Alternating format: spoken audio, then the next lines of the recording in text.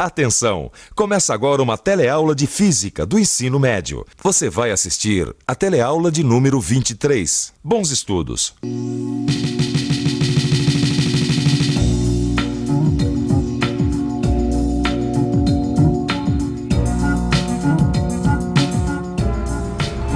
Você já viu na última teleaula de física que temperatura dos corpos é o assunto da termodinâmica, a parte da física que você está estudando agora. E você também viu que quente e frio são palavras usadas para expressar uma sensação. Mas será que essa forma de expressar o calor é a mais precisa? Na nossa vida de todo dia, sim, mas para a ciência é necessário usar termos mais precisos. E é justamente isso que você vai ver na teleaula de hoje. Na teleaula de hoje você vai estudar o calor e as suas unidades. Também vai conhecer o que é a capacidade térmica de um corpo e o que é o calor específico de uma substância. E agora preste muita atenção que a nossa teleaula de hoje está apenas começando.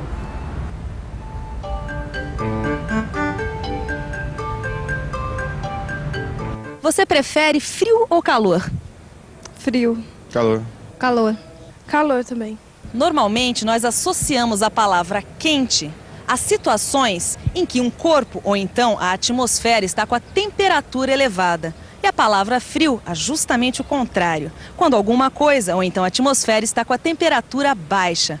Mas essa não é uma maneira muito precisa de se expressar calor de um corpo, porque depende de quem está sentindo o calor. Para uma pessoa que viva no sul do Brasil, a temperatura do Nordeste pode ser muito quente.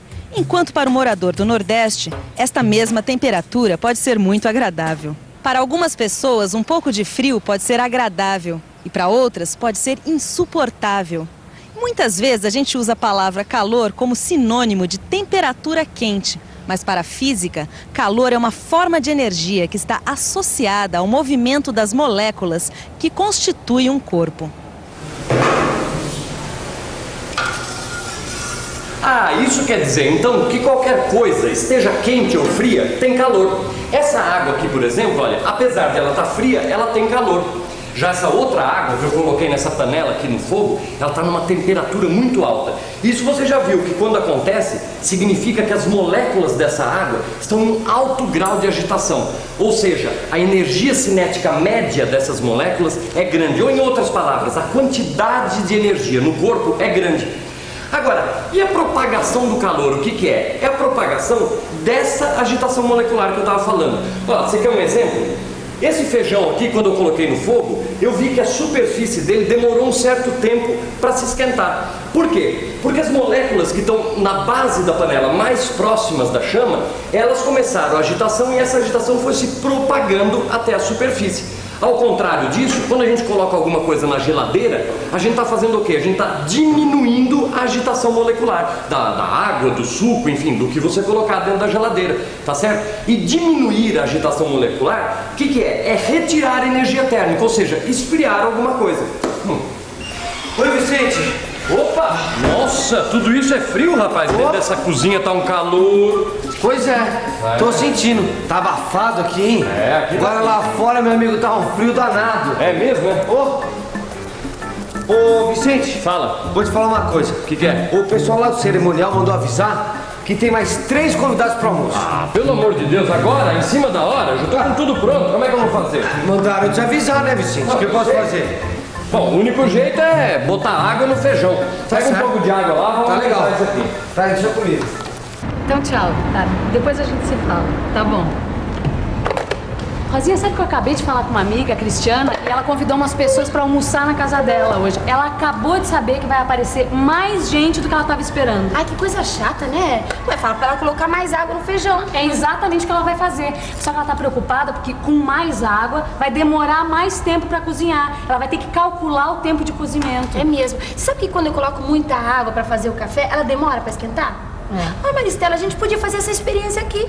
Isso mesmo, a gente podia provar se isso é verdade. Ah, eu já sei como. A gente pode pegar essas panelas e colocar numa panela 2 litros de água e na outra 1 litro de água. Aí nós colocamos as 2 panelas para esquentar pelo mesmo período de tempo. A panela que tem menos água deve ficar numa temperatura mais alta. Bom, legal, vamos fazer? Vamos. Mãos à obra. Tá bom.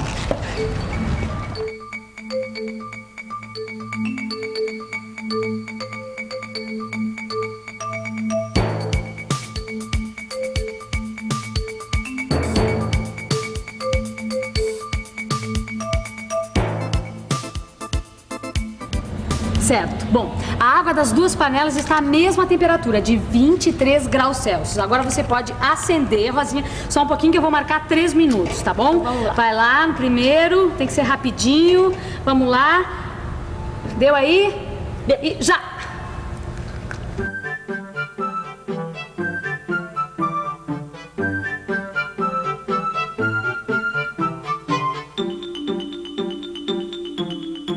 Três minutos. Vamos lá agora, Rosinha, nós vamos verificar. Bom, essa panela tem 1 litro de água.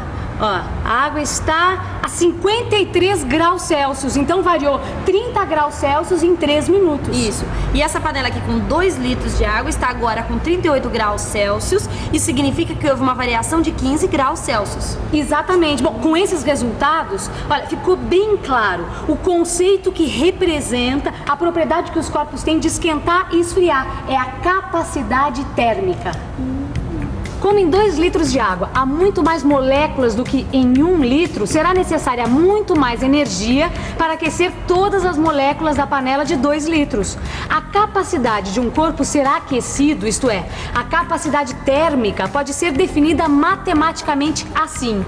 E é com essa equação C igual a ΔQ sobre ΔT que calculamos se um corpo precisa de muita ou pouca energia térmica para esquentar, ou quanta energia precisamos retirar do corpo para que ele esfrie. Então, a capacidade térmica é a quantidade de calor necessária para variar de 1 grau Celsius a temperatura de um corpo. Na nossa experiência, a panela com 2 litros de água teve um aumento de temperatura 2 vezes menor do que a da panela com 1 litro. Mas é bom saber essas coisas, hein? Você viu só o que eu fiz? Eu peguei o feijão e dividi em 2 panelas menores. Assim eu posso esquentar uma quantidade menor de feijão em cada uma delas. Mas como é que você sabe que foi dada a mesma quantidade de calor para as 2 panelas? Ué, se a chama do gás é constante e tem a mesma intensidade, então a quantidade de calor que está sendo transmitido pela chama para cada uma dessas 2 panelas é a mesma, né, Gil? Tudo bem, mas aí como é que você faz para calcular tudo isso, Vicente? Bom, eu sei que o calor é uma forma de energia, você também sabe, né? Claro. Eu podia até usar a unidade do sistema internacional, que é o Joule. Mas na verdade se convencionou usar uma outra unidade, que é a caloria, sendo que a gente sabe que uma caloria equivale a 4,18 joules. Então eu posso definir caloria como a quantidade de calor necessária para elevar em 1 grau Celsius 1 grama de água. Tá bom. Ó, então tá. Se uma caloria é a quantidade de calor necessária para elevar 1 grama de água em 1 grau Celsius, como é que será que você consegue calcular a quantidade de energia que você gastou nas panelas? Bom, aí eu vou ter que pensar um pouco. Vamos pensar um pouco. Bom, eu sei que a densidade da água é de 1 kg/litro. Então 1 litro de água tem uma massa de 1 kg, ou seja, 1000 gramas. Vamos imaginar que a variação da temperatura em 1 litro de água foi de 30 graus Celsius. Aí eu posso fazer o seguinte raciocínio. A capacidade térmica de 1 litro de água é a razão entre a quantidade de calor que este litro de água recebeu e a variação de temperatura correspondente. Se eu dividir a capacidade térmica pela massa de água, vou ter a quantidade de calor necessária para aumentar a temperatura de cada grama de água de 1 grau Celsius. E isto eu sei quanto vale. Uma caloria dividida por 1 grama de água a 1 grau Celsius vai ser igual à quantidade de calor cedida à água dividida pela variação da temperatura e pela massa de água. Assim podemos escrever deste modo. A quantidade de calor cedida à água é igual ao produto da massa de água vezes a variação de temperatura vezes 1 caloria por grama Celsius. Agora, é só substituir pelos valores que eu já tenho, ou seja, a massa de água e a variação de temperatura de água e calcular. Pronto! 30 quilocalorias. Esta foi a energia térmica cedida à panela com 1 litro de água. Ah, viu só? Conseguimos acabar em tempo e aumentar o feijão. Que beleza. Que maravilha, hein, rapaz? A gente acabou muito antes do que eu pensava. Viu só? Agora, ô Vicente, conta aqui pra mim, vai. Que mágica você fez? Fala pra mim. Não tem mágica nenhuma, meu querido. Sabe o que eu fiz? Além de dividir em 2 panelas menores o feijão, eu escolhi 2 panelas de cobre, que esquentam a comida muito mais rápido do que panelas de alumínio. Ah, viu só? Rapaz esperto, hein? Vamos servir. Poxa, como é que eu não pensei nisso antes? Panelas de cobre. É isso aí, eu tenho que dar essa dica pra Cristiana. Vai quer dizer então que panelas de materiais diferentes cozinham em tempos diferentes? Claro, Rosinha, isso acontece pela diferença de calor específico. Calor específico. Quer dizer então que cada substância tem seu calor específico? Claro, Rosinha.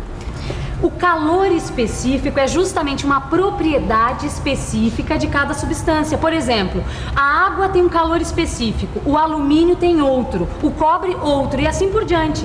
Olha, no seu livro de estudos você vai encontrar uma tabela com os calores específicos de diversos materiais.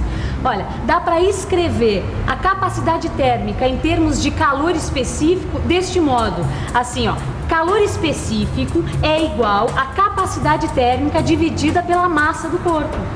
Eu tô entendendo. Quer dizer então que se a gente souber a quantidade de calor necessária para que 1 grama de uma substância aumente ou diminua de 1 grau Celsius em sua temperatura, a gente vai poder calcular a sua capacidade térmica se a gente também souber a sua massa. Em outras palavras, calor específico é a quantidade de calor necessária para que 1 grama de uma substância aumente sua temperatura de 1 grau Celsius. Dá pra gente calcular também o calor cedido ou retirado de um corpo se soubermos o valor da sua massa, do seu calor específico e da variação da temperatura. E o que ocorre na prática?